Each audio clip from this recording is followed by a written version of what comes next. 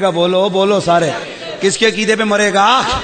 سنی عقیدے پہ مرے گا۔ تو اب سمجھ لینا، نعرے سارے لگائیں گے پر کنفرم محبت اہل بیت کا سرٹیفکیٹ اس کو ملے گا جو مرتے ہوئے عقیدہ اہل سنت پہ مرے۔ اگر کوئی سنی مرے اور حیدری مرے، حسینی مرے، پنجتنی مرے تو سمجھ لو جنتی مرا ہے، اور اگر کسی اور ایرے غیرے نتو غیرے عقیدے اور جماعت پہ مرے سمجھ لو دعوے بڑے کیے پر کچھ نہیں ملا ہے۔ تو پھر ہم کیوں نہ کہیں کہ میں وہ سنی ہوں جمیل قادری مرنے کے بعد، میں وہ سنی ہوں جمیل قادری مرنے کے بعد، میرا لاشا بھی کہے گا الصلاۃ والسلام، میرا لاشا بھی۔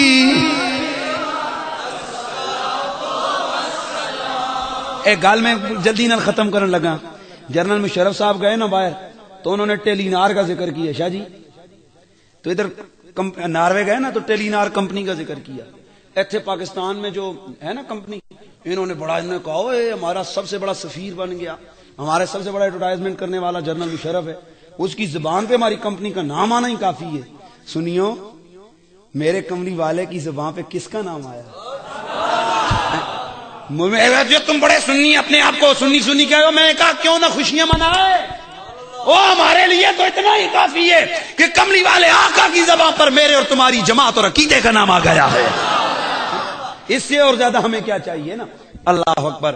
اب سنتے ہیں، اب آگے بڑھتے ہیں۔ میرے آقا نے بات ختم کی، فرمایا لا ومن مات علی حب آل محمد مات شہیدا، جو میری آل کی محبت میں مرا وہ بستر پہ مرے گا پر مرتبہ شہادت کا پائے گا۔ کتنا سا مانگا نبی نے؟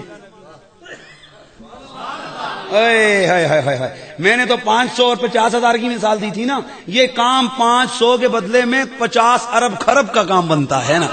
وہ کیسے بھائی؟ دیکھو جنت بھی مل گئی، جنت بھی مل گئی، بخشش بھی مل گئی، آہا سرٹیفکیٹ شہادت بھی مل گیا، سب کچھ مل گیا، تو پتا چلا شہادت بھی ادھر ہے، سعادت بھی ادھر ہے، جنت بھی ادھر ہے، بخشش بھی ادھر ہے، یہ عظمت بھی ادھر ہے جدھر محبت آل بیت ہے۔ کدھر ہے یہ عظمت، سعادت، سعادت سب کچھ کدھر ہے؟ جدھر اہل بیت کی محبت ہے۔ تو صاحبو، آج کی محفل محترم عقیل صاحب نے اپنے والد گرامی کے توقیر صاحب انہوں نے اصل مجھے دعوت انہوں نے دی اس حوالے سے، توقیر صاحب تو ان کے ایصال ثواب کے لیے یہ محفل منعقد کی گئی ہے۔ تو بس گفتگو کو ختم کرتا ہوں۔ اب آپ کافی دیر سے تلاش میں ہوں گے جی آل بیت آل بیت آل بیت، وہ ہیں کڑے بھائی؟ وہ ہیں کون سے؟ میرے پاس وقت ہوتا تو میں آج شاہ جی سے شان حسین ضرور سن کے جاتا، کیونکہ مجھے یا میں نے پہلے ایک دفعہ اظہار کیا کہ مجھے سارے ہی نعت خوان پڑھتے ہیں پر جو مزہ یا خالد حسنین دیتا ہے یا پھر شاہ جی دیتے ہیں، اور کیا پسند ہے بھائی آپ کی بھی کہ آپ نے بھی دونوں میرے فیورٹ نعت خوانوں کو بلائے۔ اللہ تعالیٰ جو ہے نا ان کو اور بھی ترقیاں اور بھی برکتیں عطا فرمائے۔ بس آخری بات، صحابہ کرام نے جب دیکھا نا آل بیت آل بیت، صحابہ کرام بارگاہ مصطفی میں حاضر ہوئے، یا رسول اللہ آقا من قرابتک الذین نزلت فیہم الآیہ، وہ ہیں کون سے کہ جن کے لیے آیتوں کی آیتیں اتر رہی ہیں؟ میں نے لفظ آیہ کا کیا ہے، جن کی شان میں آیتوں کی آیتیں اتر رہی ہیں۔ تو میرے مصطفیٰ کریم نے فرمایا تمہیں نہیں معلوم علی فاطمہ وابناہما، ایک میرا علی ہے، ایک فاطمہ ہے اور اس کے بیٹے ہیں۔ تو پھر ہم کیوں نہ کہیں کہ اللہ اللہ نبی کا گرانا، اللہ اللہ نبی کا گرانا، یہ گرانا ورا الورا ہے، اس میں حسنین اور فاطمہ ہیں، اس میں حسنین اور فاطمہ ہیں، اس گرانے میں مشکل کشا۔ میں اس نے ٹیلی ویژن پہ ریکارڈنگ کے لیے کہ بس گفتگو کو ختم کرتا ہوں، وہاں میں نے ایک پوائنٹ دیا تو مجھے کہنے لگا صاحب اس کو کاٹیں گے، تو تب میں نے کہا اگر اس کو کاٹنا تو میری تقریر نشر نہیں کرنا ہے، وہ نہیں، میں نے کہا میں خود ایڈیٹنگ ساتھ بیٹھ کے کروں گا. تو شاید وہ جملہ جو میں نے بیان کیا وہ میں نے کہا چلو ان کو بھی سنائی دیتے ہیں. وہ پتہ ہے کیا ہے، یہ جو آج ہم ممبر پہ بیٹھتے ہیں نا، یہ ایرا غیرہ، یہ لوگوں نے تو اس کو مذاق بنا لیا، جس کا جو جی چاہتا ہے ممبر پہ آپے شروع ہو جاتا ہے. اب دیکھنا یہ کہ اس کی عظمت کیا ہے. آئے ہائے، مصطفیٰ بھی ممبر پہ بیٹھے، جمعے کا دن ہے، میرے آقا خطبہ ارشاد فرما رہے ہیں. خطبہ جمعے کا خطبہ.